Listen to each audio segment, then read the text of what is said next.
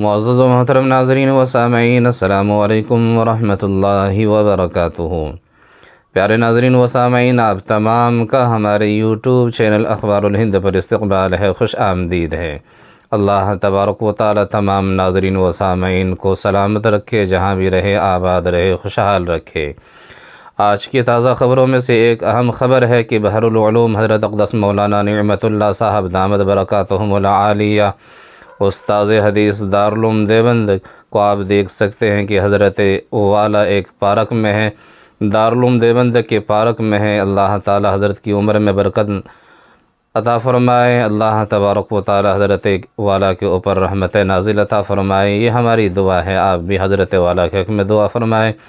اسی طرح سے پیارے ناظرین و سامعین، آپ دیکھ سکتے ہیں کہ اس ملک کے 3 نامور عالم دین حضرت مولانا سید ارشد مدنی صاحب دامت برکاتہم العالیہ صدر المدرسین دارالعلوم دیوبند، اور حضرت مولانا غلام محمد وسطانوی صاحب دامت برکاتہم العالیہ رئیس جامعہ اشاعت العلوم عقل قوا، اور اسی طرح سے جانشین عارف باللہ حضرت مولانا حبیب احمد صاحب باندوی دامت برکاتہم العالیہ ایک ساتھ ایک جگہ پر نظر آ رہے ہیں۔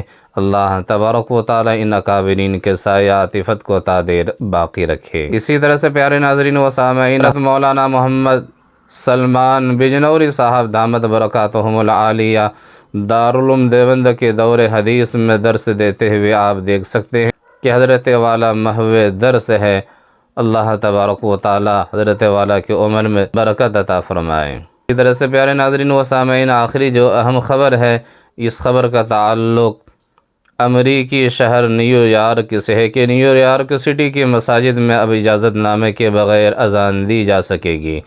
مسلمانوں بالخصوص امریکی شہر نیو یارک میں مقیم مسلمانوں کے لیے اچھی خبر یہ ہے کہ اب شہر کی مساجد میں جمعہ کی اذان لاؤڈ اسپیکر پر دینے کی اجازت مل گئی ہے، جس کا مسلم کمیونٹی نے خیر مقدم کیا ہے۔ امریکی نشریاتی ادارے CNN کی رپورٹ کے مطابق 30 اگست کو نیو یارک سٹی کی جانب سے نئی ہدایات جاری کی گئی ہے، جس میں بتایا گیا ہے کہ جمعہ کو 12:30 بجے اور 1:30 بجے کے درمیان اب شہر کی مساجد میں اذان لاؤڈ اسپیکر پر دی جا سکتی ہے۔